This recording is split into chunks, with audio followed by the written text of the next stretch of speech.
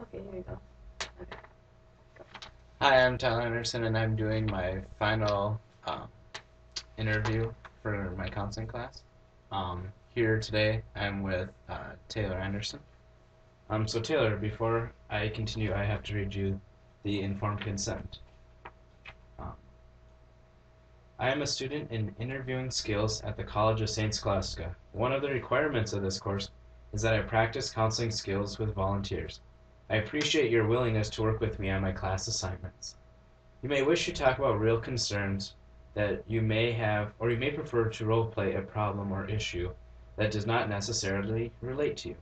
Please let me know, however, which of these two possibilities you choose. Here are some important dimensions of our work together. Confidentiality. As a student, I cannot offer any form of legal confidentiality. You may rest assured, however, that what you tell me in a real or role-played situations are confidential and will remain with me except for the following important situations, which must be reported as required by state law. 1.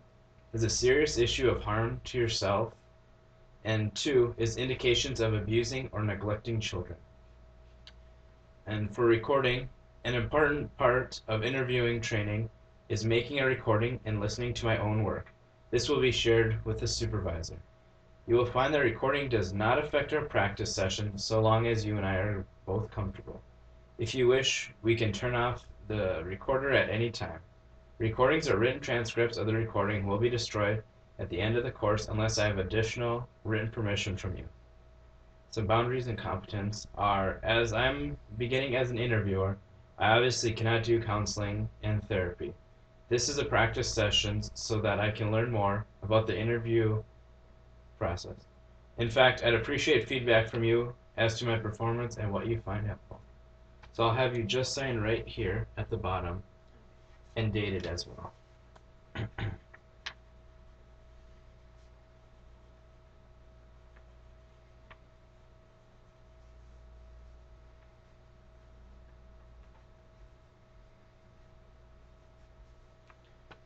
Thank you.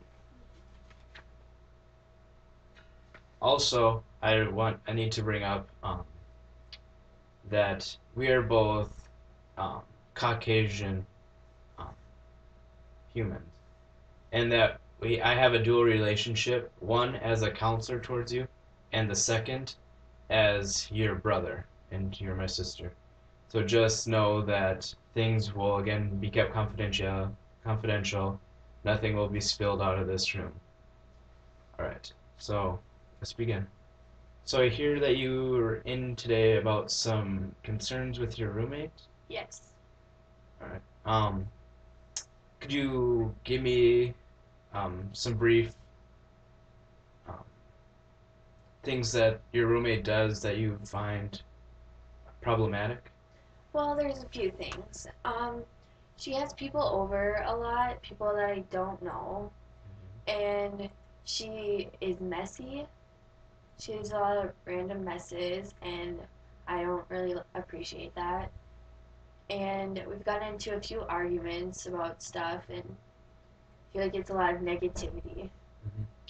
So what I'm hearing here is that you feel slightly angered that she has these people over you don't particularly like or enjoy the company of. She leaves messes, and you two have had some arguments about these same topics. Right.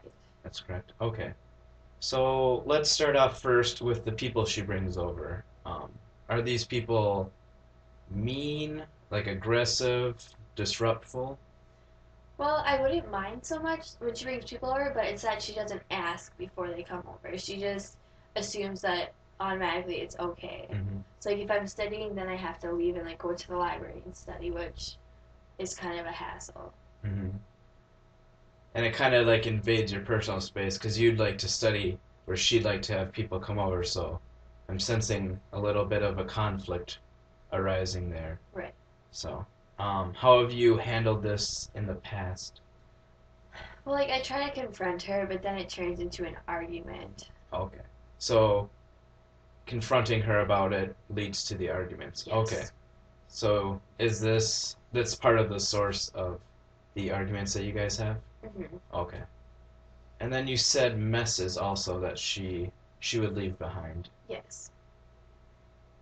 Um, can you are you referring to like dishes?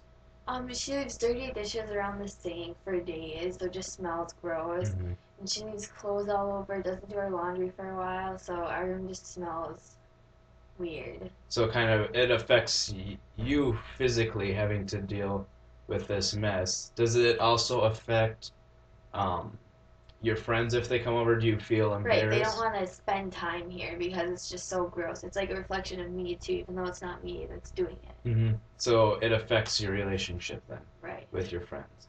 All right. And then that in turn also plays into um, your anger and your conflicts with her. Right. Okay. So I'm just going to quickly paraphrase so I make sure again that I'm with you. So your roommate has people over that you don't particularly like. She leaves messes, and these two added together cause your arguments and your conflicts. So how do you typically go about your arguments? Is there any physical like contact, like hitting? No. No, just more words. Yeah. Do you feel that at times after your arguments that there is tension in the room, Yes, very much so. almost to the point where you avoid coming back to your room? Yes. Okay. So now that I have your story, let's talk about some strengths that you have. Okay. So, how do you feel um, if the roles were switched and you, for instance, were your roommate, leaving the messes, having people over, and all that? How do you think that she would react to this? Um, I'm guessing she would probably be mad too. But I don't. I feel like I would try and accommodate to her more, Okay. and she is just refusing to listen to anything I have to say. She Okay. just gets mad.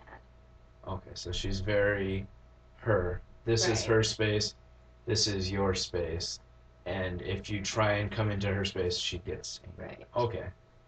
Um, so I also hear that you've taken the counseling course here at Scholastica. Have Yes. you tried to apply some of those strengths that you learned in the class? Yes. And Okay. she gets mad.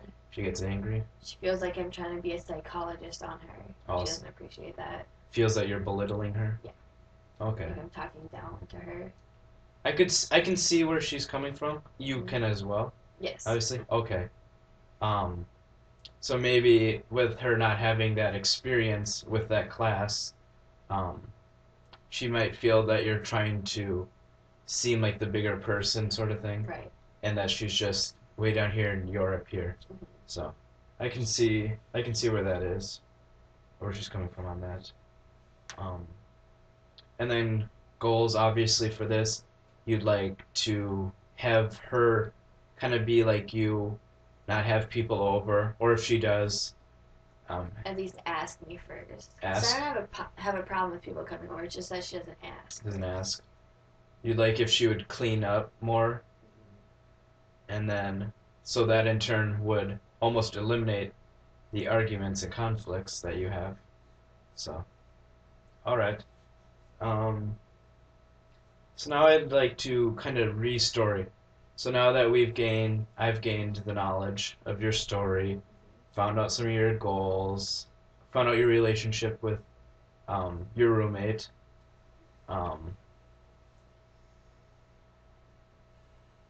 so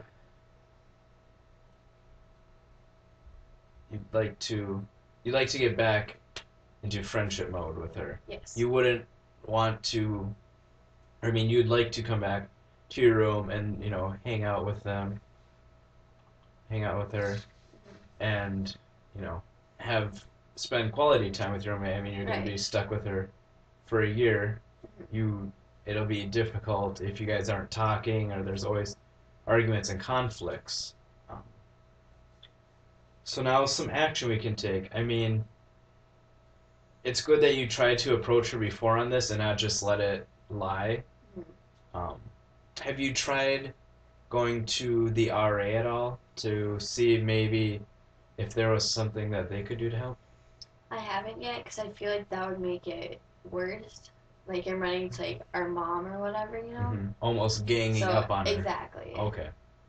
So I'm trying to resolve it just me and her. Just you and her. Okay. That's probably the best. I mean, I would. I'm not saying this is what you should do, but it makes sense that you try and talk to her because it's between you and her, Yeah. and not RA as well. So it's good that you've been trying to talk to her. You've been trying to use your counseling skills that you've learned, conflict resolution, um, having empathy because you both are college students. Mm-hmm. So you know that school is difficult and you might not have time to put away your dishes and all that. And Right. you want to have fun when you can. But then again, that you want there to be time to clean up, um, ask before people are over, Mm-hmm. things like that. Yeah.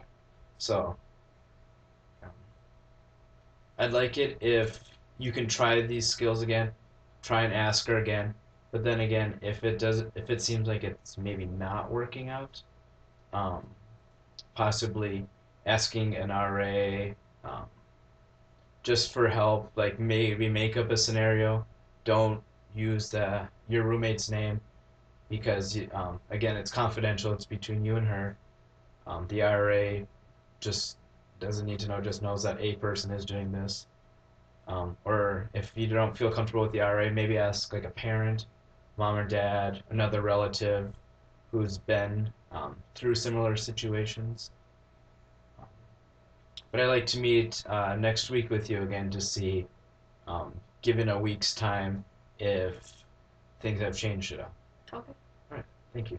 You're welcome.